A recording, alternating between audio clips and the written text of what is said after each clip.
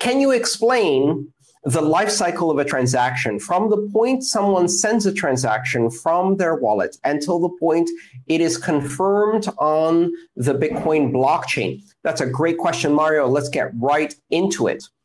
Your wallet constructs a transaction by accumulating the Bitcoin you have in your wallet and assigning it a destination address or multiple destination addresses, and then signing that transaction.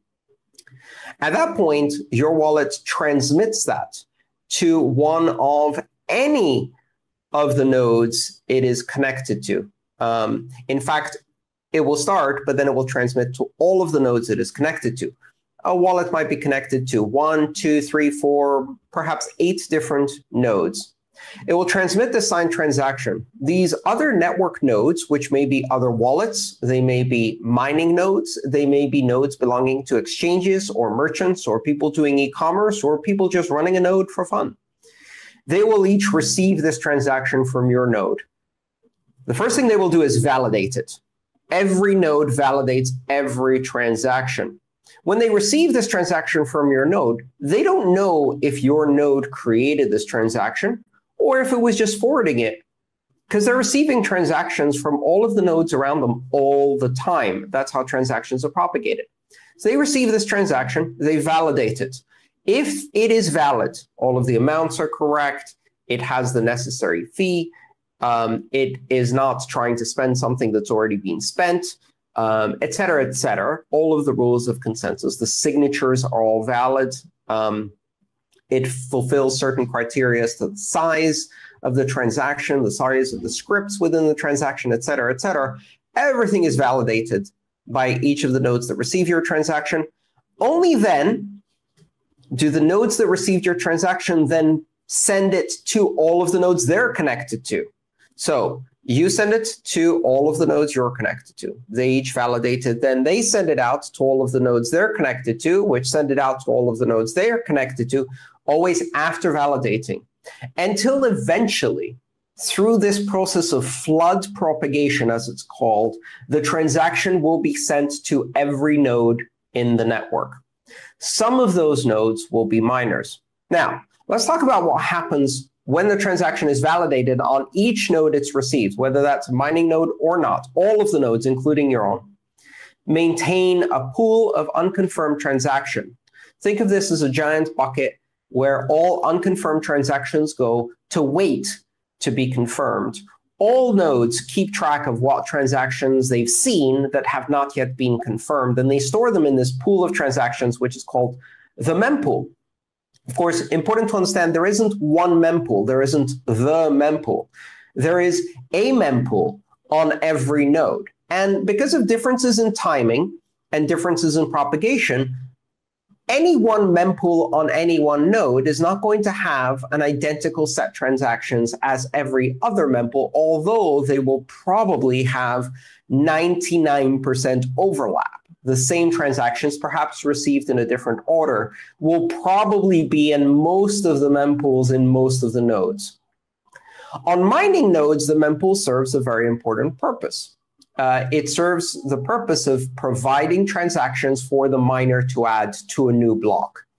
So if you're looking now at this from the perspective of one of these mining nodes, they have just found out that a new block has been found, which means the race is on for the next block. So in order to participate in that competition as a miner, they have to construct a block that they will try to solve the proof of work on. And they do that first by constructing an empty block. That empty block has a link to the previous block, the one they know about most recently, to establish its position on the chain. It has a timestamp, it has some other information in the header, and it has at least one transaction, which is the Coinbase transaction that pays them. When they construct their own empty block, the miners put their own address as the destination payment in that block. Now, this block is not valid. It doesn't have proof of work. It also doesn't have any transactions. At this point, they will send that block to all of their mining equipment to start trying to find a proof of work, but they'll now also try to add transactions. So they reach into the pool of unconfirmed transactions and they start looking for the transactions that pay the most fee. They're looking for transactions that pay the most satoshis per byte, so they can maximize the amount of profit they can make by filling this block. So they start pulling transactions out based on which one has the maximum fee. They've already validated all of these transactions. That's why they're in the mempool. They don't get into their mempool unless they've been validated. And they start putting them into this new block. We call that a candidate block because it hasn't yet been proven. As they add transactions, the block gets bigger. And every time they add something, they send it back to the mining equipment so the mining equipment can try to find a proof on the block. If they're lucky, at some point after doing billions of hashes, their mining equipment finds a nonce that creates a block hash that is below the target difficulty, which is therefore a valid proof of work, and immediately tell the node of the miner, we found a block. And the mining node then propagates that block out to every node that it's connected to. In the same way that the transactions reach the mining node, the block leaves the mining node and is propagated back out to all of the other nodes on the network. So both transactions and blocks are propagated through this flooding process.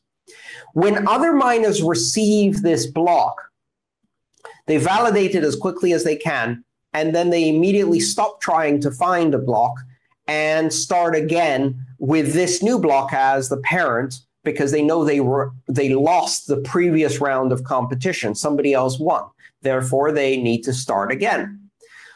All the nodes back to your wallet receive this block. As they receive the block, they validate it, just like they validate every transaction. As they're validating it and they're looking at the transactions that are in there, they go, this transaction was in my mempool, but it's now I see in a block. So I'm going to take it out of the mempool and consider it confirmed.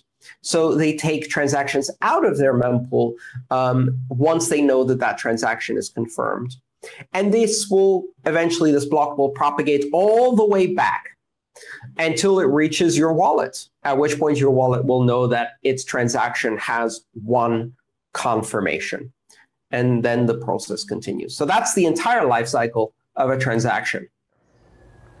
One little subtle detail there, you may have noticed that as soon as I had a valid block with just a Coinbase transaction, I didn't wait to start putting transactions in it. I sent that empty block with just a Coinbase to my mining hardware and had it mine while I was picking transactions from the mempool. While the node was picking and validating transactions from the mempool, it was already mining an empty block. And there's a reason for that, because it might take me 4, 5, 6 seconds to validate the transactions that I want to put into the block and to validate that the previous block and all of its transactions were correct.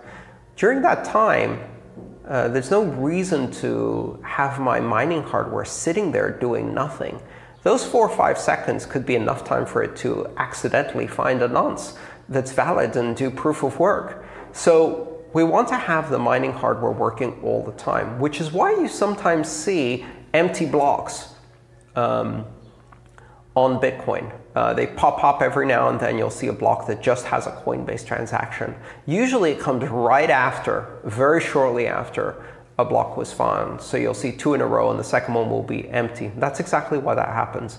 It's because the hashing power was not sitting idle. It was mining while the node was trying to find and validate transactions to put into the candidate block. And that's fine. In fact, it's great.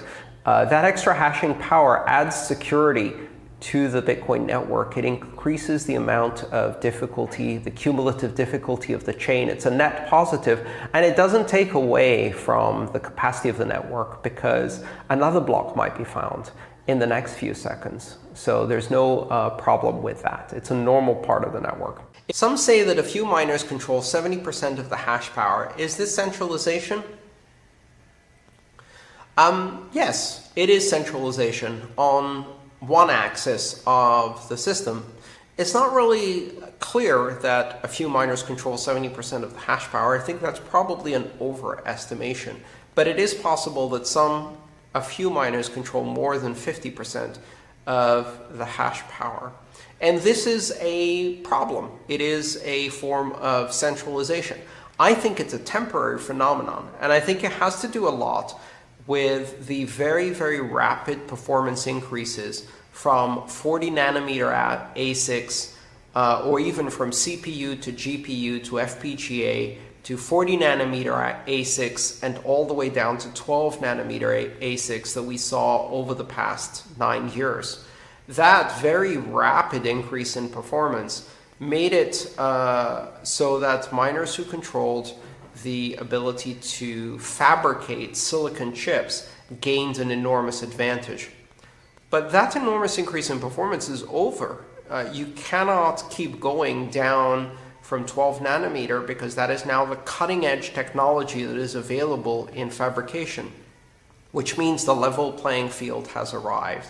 And that means it's likely we're going to see less centralization in miners over time because other forces, such as operational risks, geographic concentration risk, political risk, electricity availability risk, natural disaster risk, and all of these other risks work against centralization.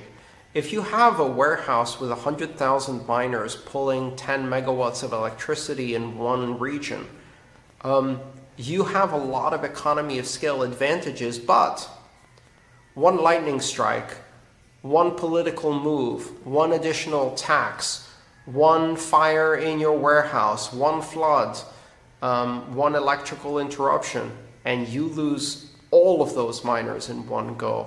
So there are disadvantages of having everything concentrated in one place.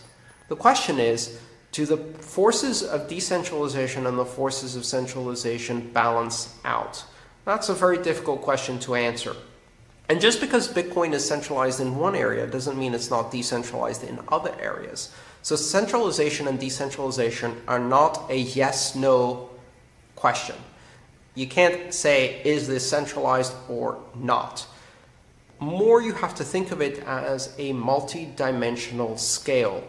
Things can be somewhat centralized on some aspects of the system.